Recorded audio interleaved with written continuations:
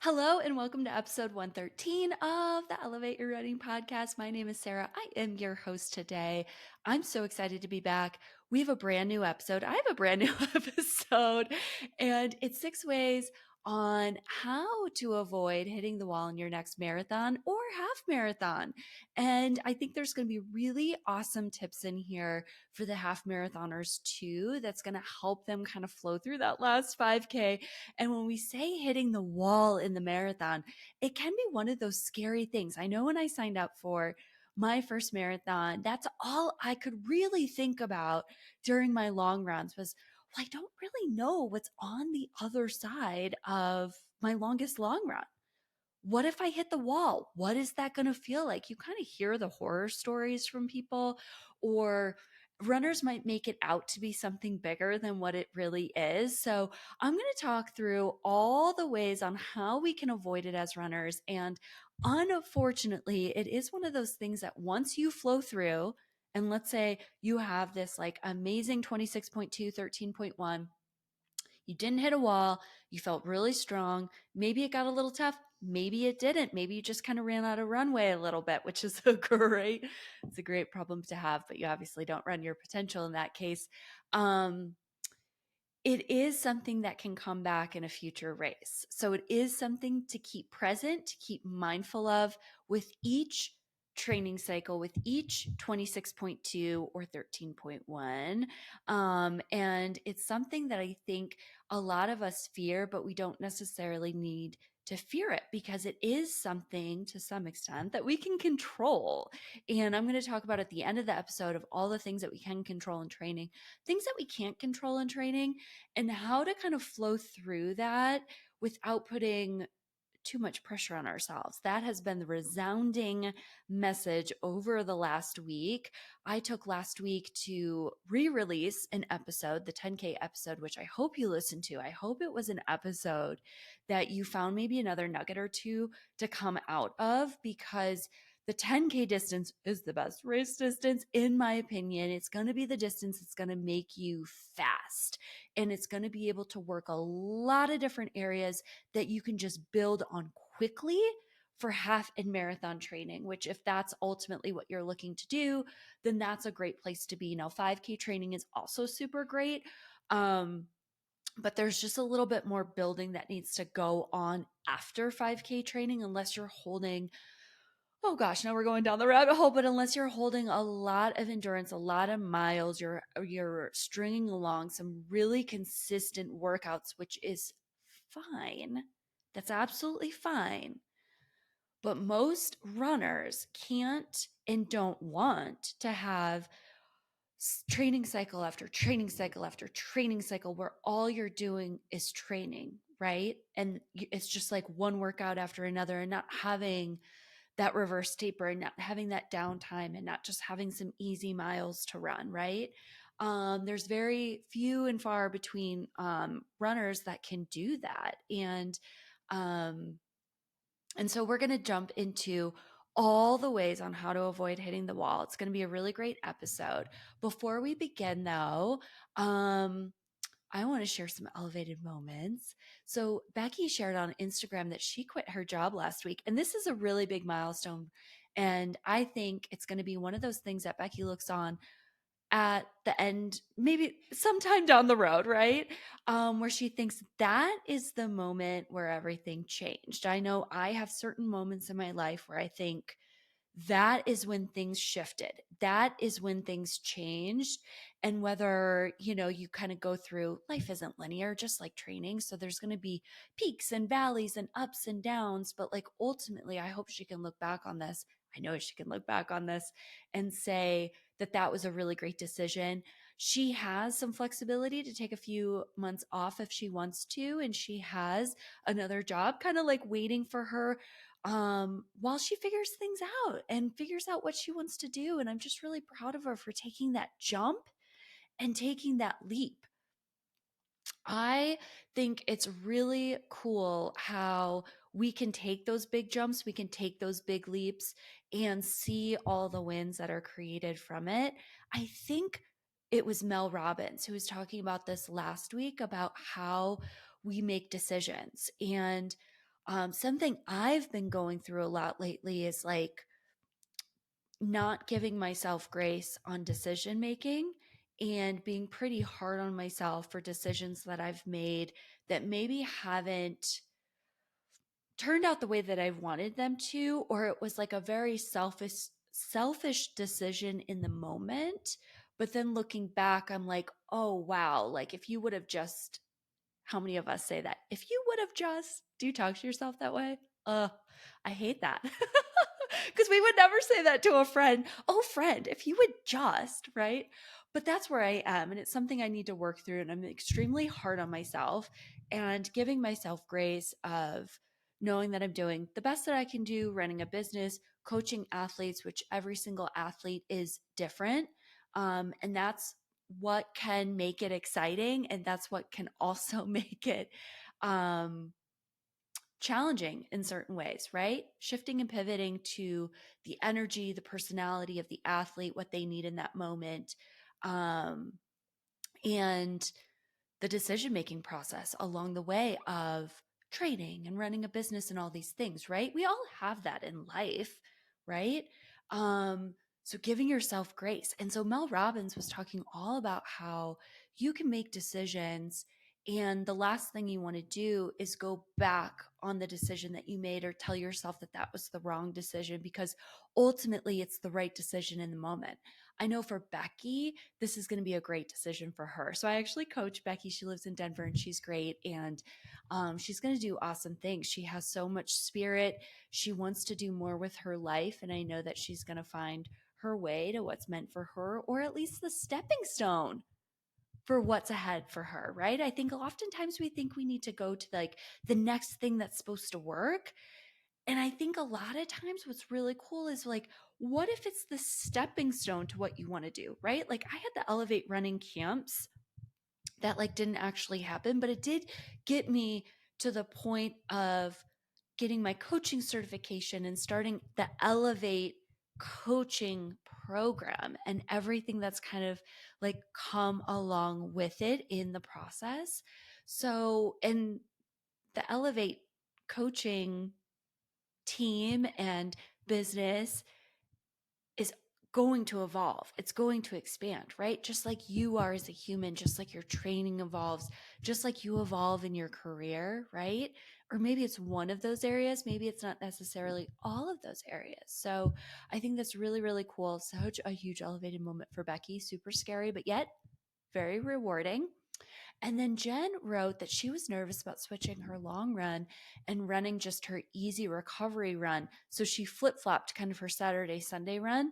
But she ended up feeling great, especially during her strides at the end. I love this so much because how many of us get into a routine with our schedule, and then when we need to adjust it, or the coach adjusts it, or life adjusts it for us, we can get a little bit in our head about like, I'm not sure if I'm ready for this workout a day early. I'm not sure if I'm ready to have this long run on a Sunday or a day later, or maybe it's a day earlier. I know I can get that way. I know like when things work, and I literally do not want to touch it. So much so that I try and back out of like tune up races. This is real talk, I guess, right now. Like, not races that I'm traveling to, but local races. So I'll sign up or I'll have like my race calendar in Training Peaks. And every time I go to my coach, I'm like, oh, I don't need to run this because I don't want to taper. I don't want to take a down week. I don't want to change up the schedule because I'm running really well right now. And it's so funny how if we can get outside of our comfort zone, and this is something I talk about all the time, right? And it's something I guess I can take on and learn from myself. Um, is getting outside of your comfort zone, typically, like Becky's doing, like Jen's doing, these are both getting outside of your comfort zone wins, can result in awesome things. Awesome things. Even if it's not present in the moment, you might be able to find wins later on or um later on, right? I ran a I call it the Terabo the terrible tempo um 2 weeks ago. I guess if you're listening to this, it'll be almost 2 weeks ago. And it was just something that didn't feel good from the start. And it wasn't one of those runs where I'm like, oh, I'm going to work into this, I'm going to warm up into it. It was just like hitting a wall from the very beginning. I mean, how many of us have had workouts like that? And I think it's really tough when you know it's going to be a long workout too. Um, and it was something that I decided to continue doing it and just like running on effort and kind of like not caring at all what pace was coming in. And knowing that if I could just put the effort in, it was going to pay dividends at some point rather than cutting it short, rather than saying, this is too hard. I don't want to do it. And I ended up being such a huge win because I had an incredible workout. I really had a strong following week. And after looking at like all my data and looking at even my watch data a little bit, I'm like, that terrible tempo was the best thing that I needed to kind of like realign where I need to be as an athlete, realign what I can give in a given week for uh, just elevate for life, right? Between all the different things that I balanced. We all balance a lot of things, right? So it's just finding that right cadence each week. If the training level goes up a little bit, something else is going to have to go down. And I'm not great at that. I love to just like keep doing more and more and more. And that's a really dangerous place to be. It's usually doesn't end up well. But I had a really strong week this last week, and it's just been such huge wins.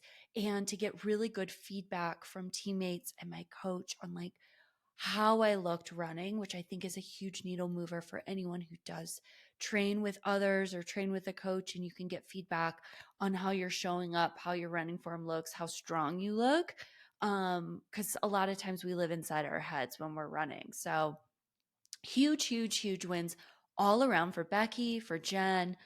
I was able to flow through what I was going through and reestablishing or resetting, hitting the reset button, right? How many of us need to do that?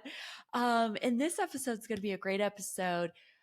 I spent some time last week really researching some topics that I want to cover in the podcast. And I love sectioning it off based on where we are in the year as runners. What can we benefit from the most? And I think, today talking about 6 ways on how we can avoid, or 6 strategies on how to avoid hitting the wall for your next marathon, half marathon, is going to be a great topic to really lean into as we get into race season. It's here, everyone. Cherry Blossom is less than a month away, which means we have a lot of marathons and half marathons coming up. I'm pretty sure the first week in April is kind of that like kickoff, and it runs for about 6 weeks. Same thing happens in the fall. It's as a coach, as an athlete, it's like wild when I race during this time. So it's like I'm an athlete racing, getting ready for an A goal race, and I'm a coach supporting every athlete who's running an A goal race, as well as all the other athletes who are training and in peak weeks and maybe running some tune ups or some speed, right? It's a lot, but it's at the same time so exciting. If you want to be inspired, really lean into the 6 weeks between April 1st, May 15th, lean into Boston, lean into London, all the stories, all the inspiration from the running community. It's so amazing. All right, so we're going to get into it. Before we actually get into it, have you shown up to Training in Life feeling a little drained? Maybe you're more tired, you're sluggish than usual, you have brain fog. Oof. And it's not just daylight savings. Are you curious to know what nutrients and vitamins you're lacking and how the right combinations can set you up for success in training? Well, data can help us objectively measure progress and constantly refine and optimize ourselves. Just like our watches, just like our heart rate monitors, just like when we have a coach, right? Inside Tracker will elevate you from the inside. Well, I hope this podcast elevates you from the outside. So you can use code SarahMPro25 for 25% off your entire order at InsideTracker.com. I know between now and March 17th, if you're interested, they bumped up the promotion to 33% off. So it's a great time to stock up. What's really awesome is you can buy all these tests in advance and you don't have to use them all at once. So it's a great way to stock up, save some money, and also learn about yourself. What's going on? Megan Featherston just posted, I believe today, about she ran the Tokyo Marathon and she just didn't feel great. And I think that's really common for I think it's really great that she said that because she has been crushing marathons. And she announced today that like her ferritin level's pretty low and it was something that she was slacking on and it's something that she knows.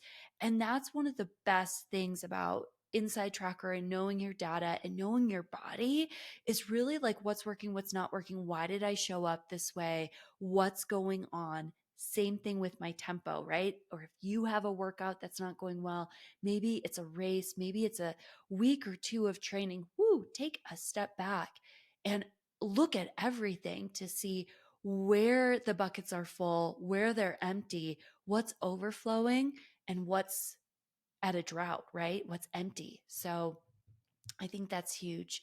Huge on Megan's part. And she's such a great person to really lean into. And I'm glad she shared that and she was vulnerable enough to share that because she is a registered dietitian. And that is like an area where she probably feels like she needs to be on it a little bit more than others. I know I feel that way as a running coach and I try and like normalize the fact that I'm human too. And I have the same thoughts and feelings that you all have. And I have terrible workouts. I have mediocre workouts. I have great workouts. Same with racing. And we're all in it together. We're all learning and growing together.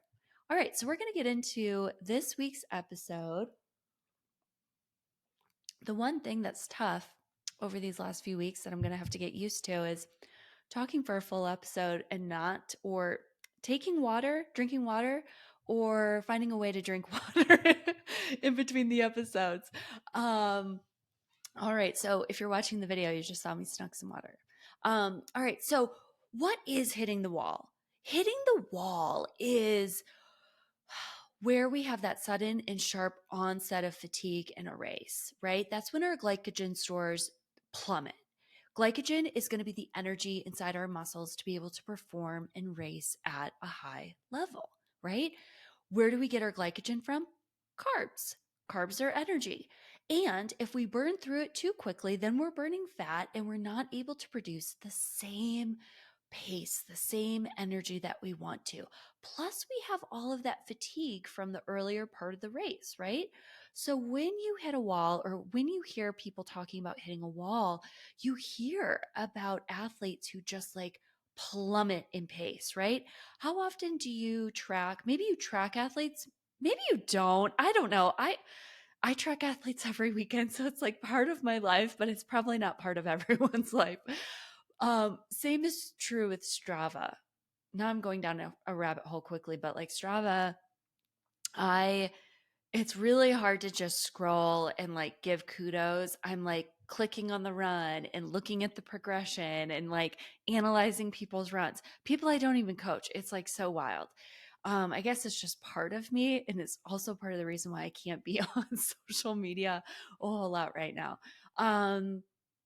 But have you seen it? Maybe you've seen it. Maybe you've raced it, right? Maybe you've raced a half marathon. Maybe you've raced the 26.2 and all of a sudden at some point in the race, boop, the pace just falls. And we're talking like 30, 45, 60 seconds, 2 minutes. I think depending on when it happens, the structure of the race route, the weather, um, those last few miles can get pretty wild, especially if you're run walking. You know, it can be a really big deficit. So no one wants to feel this way, right? I think everyone shows up wanting to avoid hitting the wall.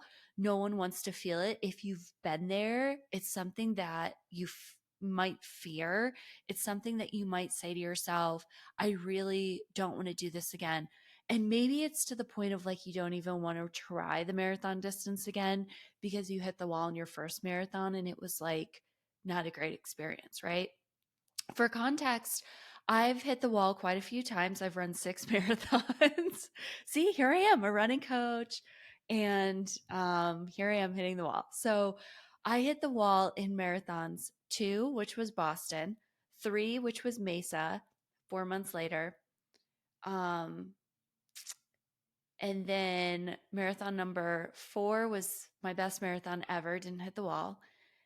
Marathon 5 was Boston. Didn't hit the wall, but also never really found marathon pace. So just kind of jogged it.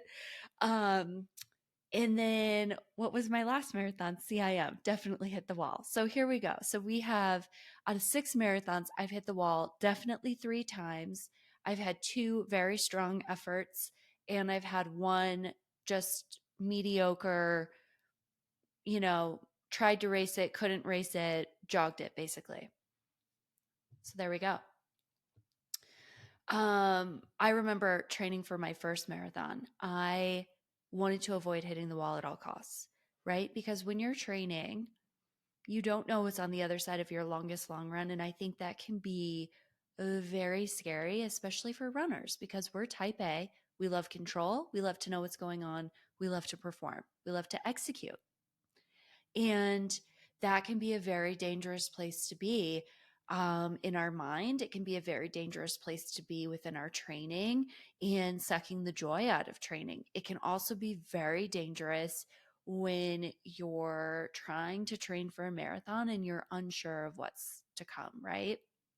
I think my biggest advice is to trust the training. Trust yourself, trust the training, know it's going to get tough, but there's also strategies that you can implement, not just in training, but on race day, that's going to give you the greatest chance to perform the way that you want to perform, right? There's going to be things that we can control, things that we can't control. And what we want to do is focus on all the things that we can control, not just in training, but on race day, and giving ourselves and letting go of all the other things that we can't control and just letting it be and knowing that we did the best that we can do, giving ourselves grace and crossing that finish line and celebrating. Because at the end of the day, no matter what your time is, if you PR, if you BQ, if you NYQ, if you hit this like sub 4 hour, sub 5 hour, if you just finish the race, you are awesome. It doesn't matter the outcome because marathons are hard. Training for marathons are hard. And it's something I think the running community doesn't acknowledge enough because it just seems like everyone's out there running 20-mile long runs. Well, no, everyone actually shouldn't be running 20-mile long runs. And it is actually very, very hard. All right. So, we're going to talk about what you can do in training. So, I think one of the best things that you can do to avoid hitting the wall in training, now, this is going to be for all types of marathoners. You got to get the long run in. As a coach who coaches one on one athletes, as a coach who trains group athletes, which is a different energy with the group team, group workouts, most of those athletes they're more on their own, right? They have more autonomy. I'm not really like, if they don't get the long run in, they don't get the long run in. And it's not something I see, but it's not something I'm necessarily coaching one-on-one on, right? I'm just talking about the importance of all of it at more of a higher level. Where one-on-one coaching, it's very much, oh, you didn't get your long run in. Let's move it to this week then. We got to get that in, right? The long runs are so important. If there's 3 things to focus on in a marathon training build, it's the long run, it's the consistency, and it's taking everything else super easy. And I'm not even going to say a workout because you can run a marathon without workouts. But if you don't have the consistency, if you're not keeping things easy, you're going to get injured. And if you don't have the long run, it's going to be very hard to string 26.2 together, 26.5, right? Those tangents get you every time. So what you want to focus on for pillar number 1, step number 1, hack number one, whatever you want to say, the long run and fast finishes in the long run. Now, the fast finishes in the long run build a lot of muscle memory. It builds a lot of confidence. It builds a lot of endurance, and you're running a fast finish on tired legs. Now, I've talked about this in past episodes, and then I had Elevate athletes just start throwing some fast finishes into their long runs the next week. And I was like, oh, yeah, maybe I didn't explain this well enough. Fast finishes are great. Fast finishes are awesome if it's programmed, if it's what is a fast finish? A fast finish is if you're training for a marathon, maybe it's 5, 10, maybe depending on the athlete, 15 seconds faster just to get the leg turnover, to really lean into harder effort and to just see how it goes. Because ultimately, in the 26.2, that's how the finish is going to be. Whether the pace resembles that or not, the effort is going to be the same, right? You hope it translates. Typically, when I have fast finishes in a marathon training cycle for athletes, if we can do 2 or 3 of them, I would say actually 2. I actually don't think I've ever programmed 3, but 2, like in a, let's say it's a 20-mile long run and they have a fast finish. It's like a progression. There's like 1 or 2 miles right at the end. Let's see if we can go 5, 10 seconds faster. We can do that in training on heavy legs, super fatigued legs. The athlete typically is going to produce that in the marathon, and that's going to help avoid hitting the wall. Why? Because you're programming a lot of progression, you're programming the muscle memory, and typically in those runs, we're working on fueling and hydration and some of the other things that we're going to be talking about to produce a really strong runner and a really strong marathoner. So if you can practice getting in your long runs every week, and this is going to be a build throughout your training cycle, right? You're going to have the recovery weeks where we pull back in training. That's going to allow your body to rest, recover, rebuild, right? The 2 or 3 week blocks that you're up where there's higher intensity, there's more running, the long run gets a little bit longer, you're breaking down the muscles, you're breaking down the body, and the recovery week is there to build you back up. So think about it as like a step, right? You take 2 steps up, you take a step back. You take 2 steps up, you take a step back. And each block is designed for you to break your body down and then build it back up. And each time you build it up, you're getting a little bit stronger. So if you have a 16-week cycle, you have 4 different blocks where you get to break down, build up, break down, build up 4 times. And then you get the taper where you really, really recover and you become your full beast mode. So I love, obviously, everyone gets to have long runs, but the fast finishes in the long run, these get to happen towards the end of the training cycle when an athlete's feeling really strong. The progression long runs are there so they can warm up, they can take moderate, they can take goal pace, and then it's 1 or 2 miles at something a little bit faster than goal marathon pace, right? You could also do this in a 3x3 and then 1. So 3x3 miles at goal pace. Maybe there's 1 mile easy in between, a fast finish at the end, a 1 mile, or I like to program 2K at marathon pace less 10 seconds. 2K. Why a 2K? I love a 2K because when you're on the course for races, everything's in Ks. And I'm a big believer if the athlete is intuitive, if they're paying attention to what they're doing in training, they read, they understand the workouts, not understand them, but they're like, all right, I have Ks today. I'm running this. This is what I'm doing. I'm running on tired legs. I'm running marathon pace on tired legs. This is great. When they get to the race, they're going to start to see Ks and we all count down, right? Once we get to a certain point, and if you're counting down, you say I have a 5K left, I have a 2K left in the marathon, chances are that's going to trigger a workout that you had that had a 5K, fast 5K, or a fast 2K. And that's going to show up and it's going to give you the confidence to know that you can do it on race day. I like to call it the Easter eggs. I plant my Easter eggs in the training plan. It's just a matter if the athletes catch on or not. And sometimes they do. Sometimes I share it with them before the race because I want to make sure that they capitalize on all the confidence that they have inside them. But I love the the long runs and the fast finishes. The other part about the long run is that everyone's long run is going to be different. Meet yourself where you're at. First time marathoner does not need to necessarily be running 20-mile long runs, right? Get to 16, get to another 16, maybe go about 3 hours, 3:15, kind of depending on what your target goal pace is. But anything really after that, it's just a lot of fatigue on an already fatiguing week of training. And sometimes the less is more approach applies here, right? I've strung together several training cycles and marathon preps and half marathon preps. And I've been consistently working with a coach for almost 5 years. I'm at a point where each training cycle needs to have a little bit different stress to get something different out of it, right? I'm definitely feeling that in this training cycle for sure. So my last marathon training build looked very different. It was something as an athlete I loved so much. I got to do a 25-mile long run. I got to do my 15K at marathon pace workout. Like I got to do a lot of things that I've been wanting to do for a really long time. The coach in me was not excited to have that out there on Strava or to have that out there on social media. And I do feel this kind of weird pressure with social media about now that I've started to show every single like Wednesday and Saturday workout that I need to continue doing that.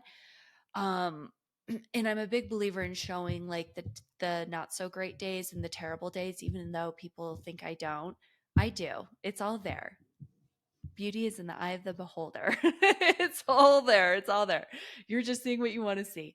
And I think sometimes when it is that like really intense workout where like a lot of people aren't doing it, and like sometimes I'm wondering, like, oh my gosh, this is wild.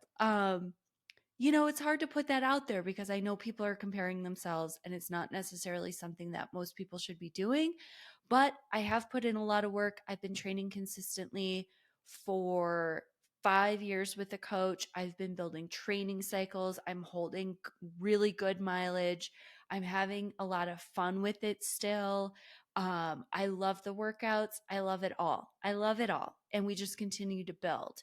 And I think it's tough to put that out there because a lot of people who are just getting into it or maybe just running a few days a week and they want to do more, there gets to be a lot of patience with that, right?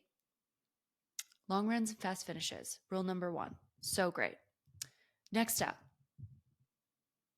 you really want to throw yourself a carb party during training and before the race. So, what is a carb party? So, we've talked about on the podcast before about how great it is when you're going. This could be peak week. This could be one of those long runs where you're like, oh my gosh, am I really supposed to do this? Throw yourself a carb party. Do it. It will make you so happy. What is a carb party? It's really leaning into the carbo loading experience and process that goes into what we hope athletes do during race week, which can be structured a little bit differently. Megan Featherston was on the podcast last fall, I believe. It was last fall. I don't have the episode number off the top of my head. It was last fall. That's a great episode to lean into on how to structure some carbohydrates in your taper and maybe as you have a carb party. But this is going to be the glycogen energy that you need, right? So it's going to give your muscles the energy. The glycogen stores are at 100% filled to the brim, and you're going to be able to go into that long run or go into the race day ready to go. So, what I love about throwing yourself a carb party is making sure you can practice it in training, you know what works and what doesn't work. And I think one of the biggest takeaways about the carbo loading experience is that we all think we're doing it, and many of us are not actually doing it. So, if you get to a point where you can track your carbohydrates, which I know is a very tricky situation for a lot of people. Um, Track your carbs, see how much you're actually taking.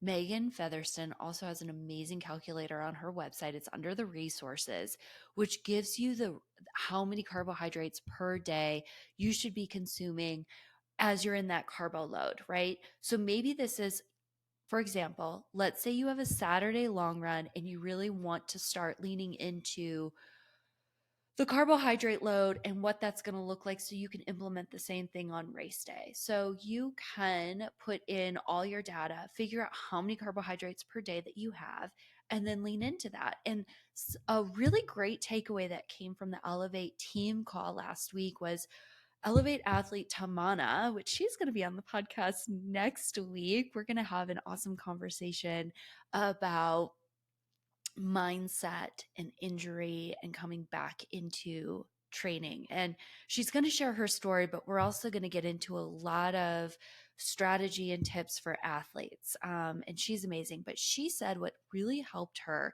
when she throws carb parties is writing everything down in advance. So you know what you're doing and you have a plan versus being in the moment and thinking, oh crap, what do I take? What do I have? Like, what should I eat? Right? How many of us have been there? I know I've been in my early carb party days of like, I should go to the grocery store. It's Thursday afternoon and I don't have the things that I need to set myself up for success. Right. So you want to focus in on those simple carbohydrates, right? So bagels, rice, bread, pasta, cereal is so great. That's been my secret weapon. Cereal's great. Sports drinks, Bobo bars, Bobo Pop Tarts if you're gluten free. Like Bobo is a great brand. It contains so many carbohydrates. I think a Pop Tart has like 50 grams, which is amazing. So Bobo's is great. You want to eat a lot of the same foods that you've been eating in training. So maybe it's, focusing in on that same kind of like breakfast before the long run, right? But just kind of like bumping it up. Um, so you want to have a lot of carbohydrates before going into a long run to practice it. And then, of course, on race week, right? So there's two ways to kind of structure it um, on race week. And I guess I'll just give you the information. So, like, when you carbohydrate load, it should be 3 to 5 grams of carbohydrates per body pound. So registered dietitians talking kilos, but I'm giving you the simple math. So like take your body weight, times it by 3. That's going to be the low end. Times it by 5, that's going to be the high end. You want to kind of fall somewhere in between. But I'm also a big believer that if this is something that you're not doing, let's say you're tracking carbohydrates during your training day of like just, I would actually track it if you can on a regular training day. See how much you're actually eating or how little you're eating. Um, and then what you want to do is just try and bump it up. So if you say, wow, Coach Sarah, if I take my body weight times it by 3, that's way too many carbohydrates because I've only been consuming maybe a third of that in a daily like training day or whatever. That's fine. Just do something, right? Something's better than nothing. Just do something. So up it just a little bit. Maybe it's having that extra Bobo bar or Pop Tart, right? Adding another snack, adding a piece of fruit or a serving of rice to each meal throughout the day.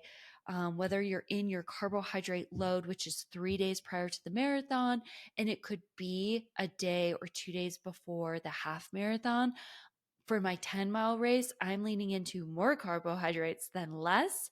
And I'm going to be leaning into um, what I typically do in a half marathon build and maybe a little bit more because I'm going to be running faster and I'm going to need more because I think there's a bit more on the line with the pace and holding pace at the end of a 10 mile. So I hear it's just like a 10K. I've only run one 10-mile before, but the intensity is like a 10K. It's just 4 miles longer. So that's cool.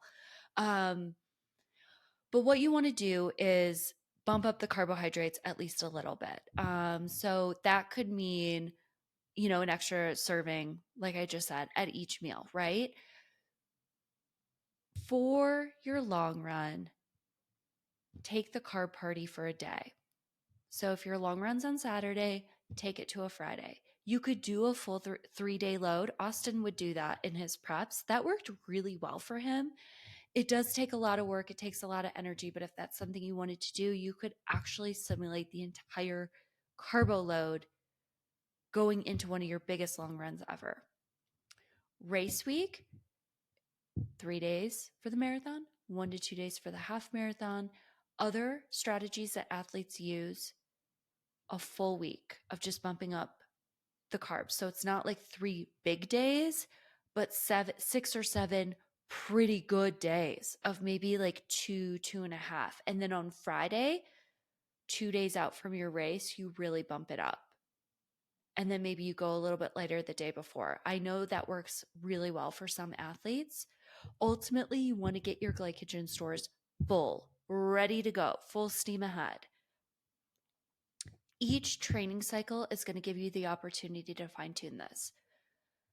For my CIM build, I did the best carbo load ever.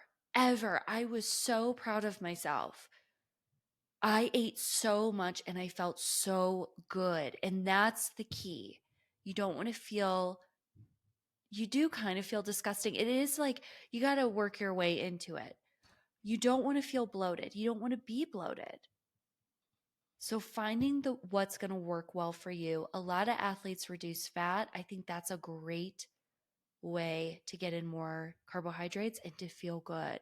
I really focused in on eating a lot of cereal and core power shakes to get protein, chicken, potatoes, rice, bagels, Bobos.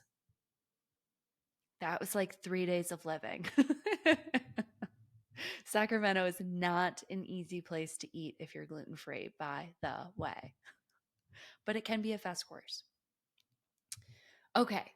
Strategy number 3, understand your true fitness going into race morning and pace yourself. A lot of times I see athletes, and if I'm tracking them or if they're sharing their race strategy, it's not an athlete I coach. I just bite my tongue. If I'm like, woo, too fast, right? Or I'm tracking people and I think, oh, wow, they're shooting their shot, right? Because when you're going into a marathon, you really need to think of it as a marathon. You are pacing yourself. And it gets to be, for most athletes, it's a progression. Very few athletes can go in and race something that is like 26.2 miles at maybe a 5 to 10-second difference in pace throughout the whole race. That's what we were going for at CIM. It was my first time going into a race where we were cutting down about 5 seconds in the second half and holding. And that was like very scary, right? It's wild when you're used to a really good, strong progression. Taking the first 10K a little bit slower or a lot slower, 15 seconds slower, 20 seconds slower, 30 seconds slower than race pace is going to give you enough gas at the end to avoid hitting the wall if you follow some of these other strategies. So many times I see and hear athletes saying, I'm just going to go out fast, bank a bunch of time, and then hope for the best in the last 10K. Well, if you've been there, whether you're in the full or the half, you know that that doesn't actually happen. And athletes lose more time in the last part of the race if they go out too fast in the first part of the race. So my PR is at Chicago and it's a 3:15 and which is a 7:20 average. And I started running my first 10K at 7:40, so it's 20 seconds slower than my average, and I progressed into it. So after the first 10K, I dropped down to 7:30, and then at the halfway point I was like, "Oh wow, I feel really good." And the strategy on this race was not to race it, but to just not fall apart and hit the wall. That was my goal. And whatever outcome goal came from that, that's what happened. Halfway point, I was like, I feel really good, like really good. Like I was giving thumbs up and smiles to Jesse, who was on the course handing me all my hydration. I was like, I feel so good. So I started to go for it. And then I started clicking off 7:10s. So well beyond what my average was, right? And then in the last 10K, I was able to hold pace. And then it was about the last 2K. Once I saw the final turn, I was like, you just got to go. And I ended up running, it was ridiculous. It was like a 6:10 mile. Will you have a 6:10 mile in your marathon? Probably not, right? Unless your average is around 6:10. But that's, I think, a really great example is if you can hold back and be patient in the first half of the race, the second half of the race is going to go extremely well. At CIM, I went out right on pace. 7:03, 7:04 was what we were targeting. And then in the second half, I was supposed to, the goal was to kind of drop down. I guess it was a bit more of a spread because I was going to drop down to like 6:55.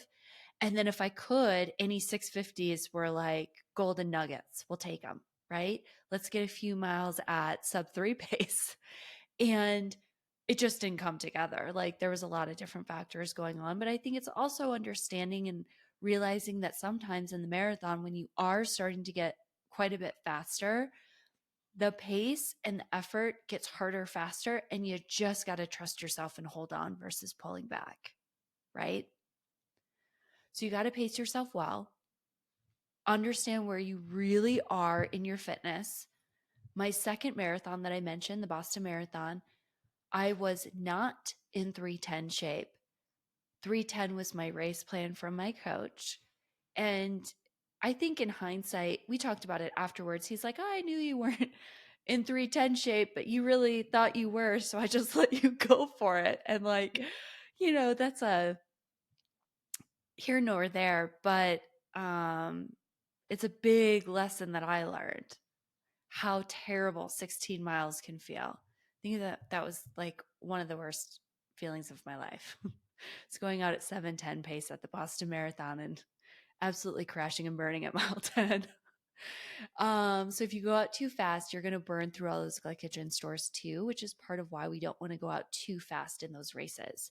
For the half marathon distance, that first 5K gets to be pulled back a little bit, okay? Pace groups are going to help.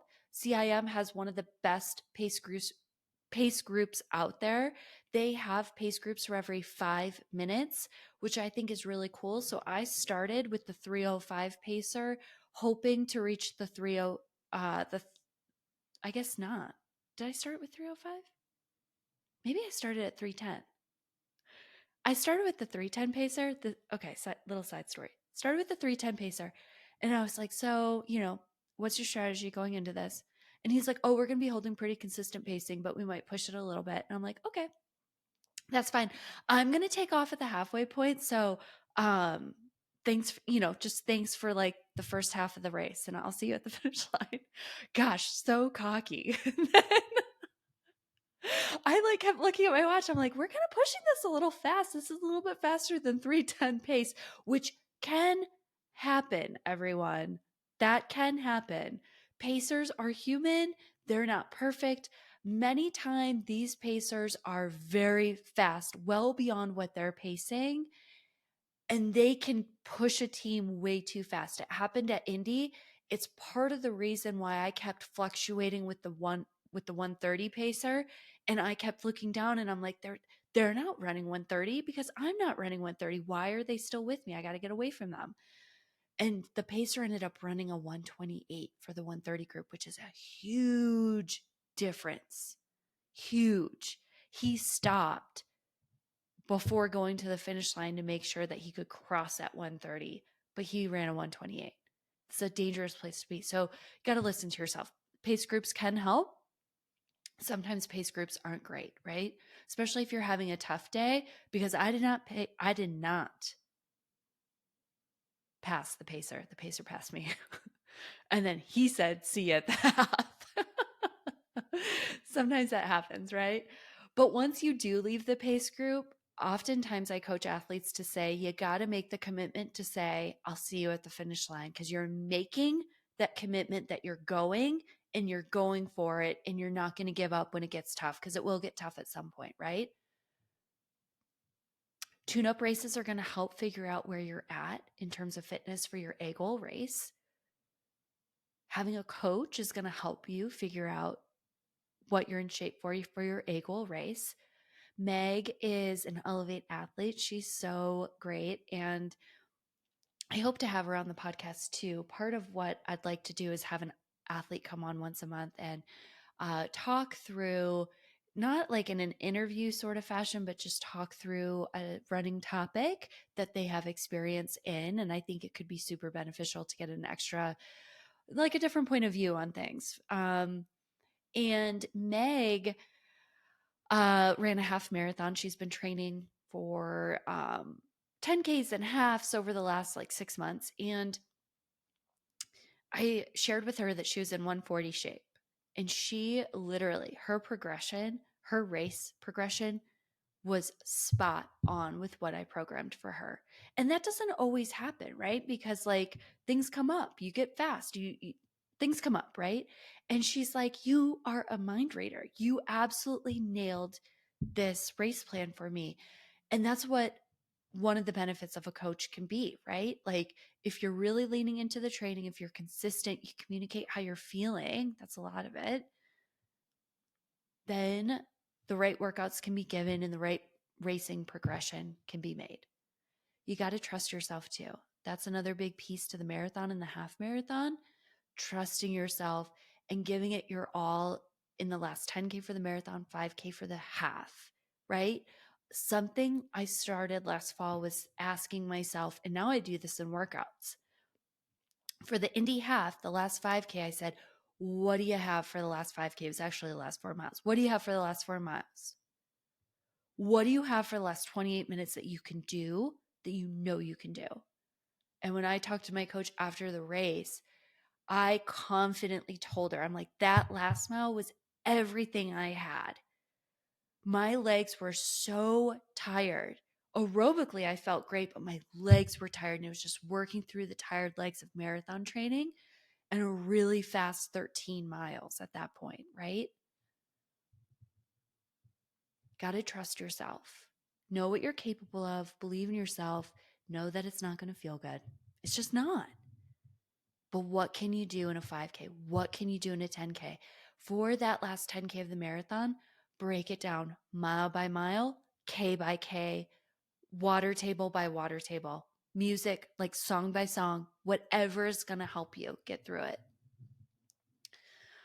I would say one of the most important ways on how to avoid hitting the wall is to fuel well, fuel often. Gel it, baby. Gel well, gel often. Don't wait too long. One strategy I love is front loading the gels. And I do this in all of my races. I take in more in the first half than the second half. What does that look like? You could do about 60 grams per hour. I know elite marathoners will take up to 100. Right now, I'm at about 84 grams per hour. That seems to work really well for me. I'm not really interested in bumping that up right now, until we have more data that suggests that I need to bump that up, but that works really well for me. That's 2 spring energy gels in, about a 10K. So I could be taking that next gel right at the 60 mark, right? So each of those gels have, I think it's like 42 grams of carbohydrates that I love. So I do that in the front half. I had an amazing breakfast, right? That race day breakfast gets to be, well, let's back up. The long run breakfast gets to be 60 to 80 grams of carbohydrates for those long runs. You want to replicate that on race morning and then add one more thing. So oftentimes I'll eat that same breakfast and then have a snack because I can run. My stomach's fine. And I know that. So you got to know yourself. You got to know what works and what doesn't work. The only way that you're going to know that is by practicing. And I take a gel right before I start. And then I take a gel at every 5K. And those are the spring energies. I guess maybe they have 44 grams of carbohydrates. Precision Fuel is another good one that has 30 grams of carbohydrates. And then once I get through the half, I'll take another spring at 15. or 16, wherever that shakes out. And then the next gel is a Morton Calf, which has 100 milligrams of caffeine, 20 grams of carbohydrates. And then at that point, I'm feeling pretty good, pretty satisfied, pretty like gelled out. And then I'll go back to like maybe some Mortons, maybe some Spring Energies for the last part of the race. All depends on feel. I have gels for everything. I bring extra gels. A lot of the times for the last 10K, last 8 miles, it's all based on feel and how I feel. CIM was my worst fueling performance in the second half ever. I didn't want to gel. I felt so awful. I think part of that was just like, the unraveling of the race and the disappointment that comes with that, all the hard work that's put in, the hours and hours of training, and all the things that come with that. Gel well, gel often. It's going to be one of your biggest needle movers. 4 gels, not enough. 400 calories in a race, not enough. Can't be. How many calories do you think you're expending in a race that lasts 3.5, 4.5, 5 hours? You want to give your body the energy that it needs to be able to run strong and fast throughout the course of the race. Elevate athlete Megan just ran Tokyo. She's so great. She is a very typical runner in that sense of she loves to run. She just loves to run, right? And we had to work through a lot of the fueling and a lot of the hydration. And she ended up over the course of, I guess we've been working together almost a year, got to a point where she took in 7 gels at Tokyo. And she used to take in maybe 1 Cliff Block sleeve and some Jolly Ranchers. Huge. It was huge for her. Huge. Once you feel the difference, you don't want to go back either. And that's a huge point too. You can also get some carbohydrates from your hydration. So electrolytes are going to be a huge piece to avoid hitting the wall too, especially if it's a warmer marathon, especially if you're a heavy sweater. Megan Featherston has an awesome calculator on her website under resources for the sweat test. And you can figure out how much you lose in an hour and then figure out how much sodium you need to take in. I always suggest practicing and training with a handheld, taking sips of water at every mile, making sure that you're getting in electrolytes. I love the Scratch electrolytes. In the summer, I take the Scratch Hyperhydration, which I think they're changing the name of that. It has more sodium in it. I use that for my entire Chicago build, and every single training round outside of the one that I had where I was coming back from COVID, feedback was I felt so strong. Some of that was training, some of that was making sure that I was feeling enough. And that's when my coach started working with me on gelling and making sure that like I was taking in enough throughout these 20-mile long runs that were pretty intense. Making sure I was drinking enough, I was getting in enough sodium, right? Makes such a big difference. When I finally felt that for the first time, I was like, wow, right? Fueling and hydration, very important for the half marathon too. Same gel strategy. Every 5K, take one right before the start, every 5K. In the half marathon, it's that last 5K that can really feel difficult. And a lot of that comes from fueling, hydration, and weather, right? What was your longest long run? How fit are you? What's your endurance like? Can you push when it gets hard? Those are all things to think about. Maybe you do all the things listed above, like I did for many of these races where I hit the wall,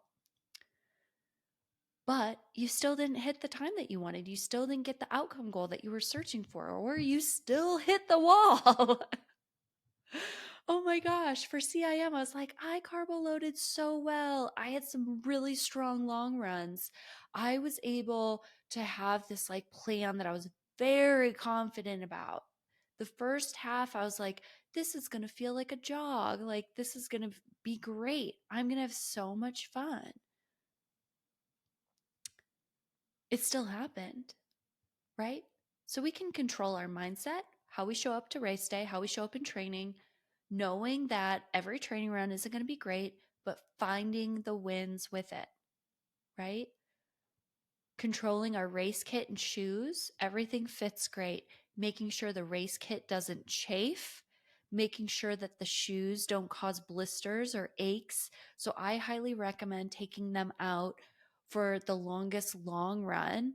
So if that ends up being peak week, maybe testing them out a week or two before that to know that like something isn't happening at miles like 8 or 10, because you don't want to flow through that. So like bringing another pair of shoes with you to change into if you need to, which is why I like loops. I love running loops. Ooh, loops are great. Loops are great until loops aren't great. Loops are great for a lot of reasons because you can use your car as like an aid station. You can keep an extra pair of shoes in your car. But if you're not feeling good on loops, it's a mind F. It is. It's so tough on the mindset. But we can control all these things, right? We can control our pace and our pace progression. We can control our fueling. We can control our hydration. We can control our training and how we show up to training and making the commitment to get the training in, communicating when things don't feel well, if we need to pull back in training. But what we can't control can sometimes dictate if we hit the wall, unfortunately. If the weather is warm, if you have a windy marathon, I think back to the Indianapolis Marathon from 2022, they had 20 to 30 mile per hour head gusts in the second half of the race, the entire 13.1. Yikes. There are some ways that you can flow through heat, right? You can wear a light race kit. My mistake at CIM. I was wearing all black. It was also supposed to be cloudy and a lot cooler. So maybe never wearing a black race kit again. You can hydrate, hyperhydration, hydrate before the race, right? Days leading up to the race. Keeping a strong mindset. I told myself when I was standing waiting for the race to start, because it was on a delayed, started late, also not great, but started late. I kept telling myself, like, you're fine. Yeah, you're standing in your race kit and you're not cold, but you're fine. You're going to do this, right? Having that strong mindset. We can't control the weather. We can't control how our body feels, but we can control what our mind is saying to us, the self-talk, right? We can control how we start out the marathon. I should have started CIM out slower. We can control our race kit and our shoes and our music and our gels, right? So there's so many things that we can control. I think the one underlining theme, though, of the control the not control thing is you just don't want it to get out of hand. You don't want to get to a point where you're just so hyper focused on controlling things that when things aren't going well, it's like, I got to quit, or this isn't fun anymore, right? It can be a very slippery slope of like too much emphasis on controlling what you want to control. So just be mindful of that. Giving yourself grace, knowing that every journey is different, every season's different. You could go through a full season, a full year of needing to run on effort, not wanting to run any paces, or vice versa, right? So control all the things healthily that you can control, and then release the things that you just can't. You got to say, I got to deal with it. So if it's weather, adjusting pace, adjusting expectations, preparing for the worst, maybe hoping for the best, right? These are all great ways on how to avoid hitting the wall. Ultimately, it could still happen, But I know as a coach, as an athlete, one of the greatest things that can happen is for you to say, I did all of this, because these are all process goals, everyone. I'm a stronger athlete. I'm a stronger human. I'm a stronger runner for it. And it's only going to help me next time, right? So I hope this helps. I hope you have a really strong marathon. I hope you can focus in on all of the areas that I talked about today. And if it seems overwhelming, if you feel like, oh my gosh, I haven't been doing any of these, pick one or two. And that's going to help you flow through your first marathon or your next marathon. And that's going to be a really fun way to track your progress and to see how strong and capable and confident you're showing up in each training cycle. Because I know you're going to stack the wins. You're going to stack so many great wins. Leaning into that and knowing what you're stacking, celebrating it, celebrating those elevated moments is a huge win. Thank you so much for listening this week. I appreciate each and every one of you, and I hope you have an awesome week.